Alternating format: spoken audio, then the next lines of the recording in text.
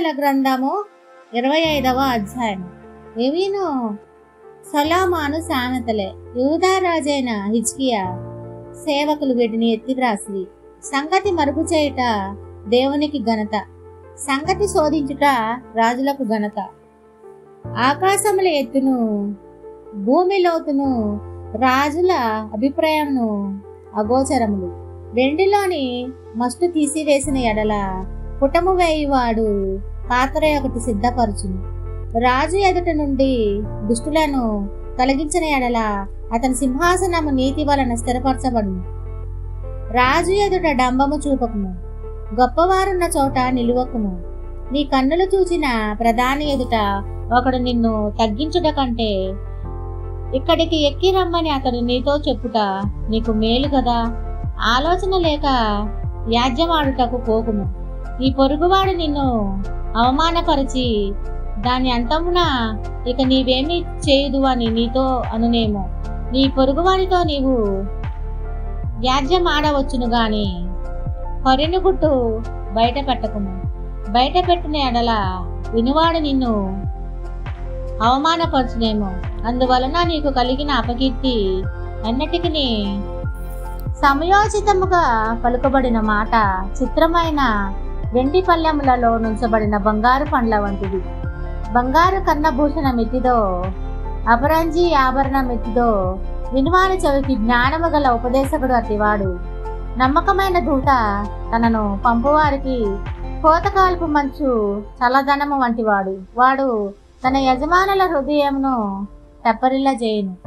కపట మనస్సుతో దానమిచ్చి దమ్మము చేయువాడు వర్షం లేని మబ్బును గాలిని పోలియున్నాడు.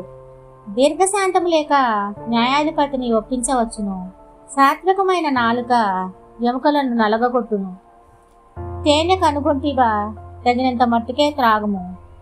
అధికముగా త్రాగిన ఎడల కక్కివేయుదువేమో. మాటి మాటికి నీ పొరుగువాని ఇంటికి వెళ్ళబాకుము. అతడు నీ వలన విసిగి నిన్ను ద్వేషించునేమో. తన పొరుగువాని మీద కూట సాక్ష్యము పలుకువాడు సమ్మెటను ఖడ్గమును వాడిగల అంబును పోలినవాడు. శ్రమకాలంలో విశ్వాసఘాతకుని ఆశ్రయించుట విరిగిన పళ్లతోనూ కీలు వసిలిన కాలుతోనూ సమానము. దుఃఖచిత్తునికి పాటలు వినిపించువాడు చలిదినమున పైబట్ట తీసివేయి వానితోనూ సురేకారము మీద చిరకపోయి వానితోనూ సమానుడు.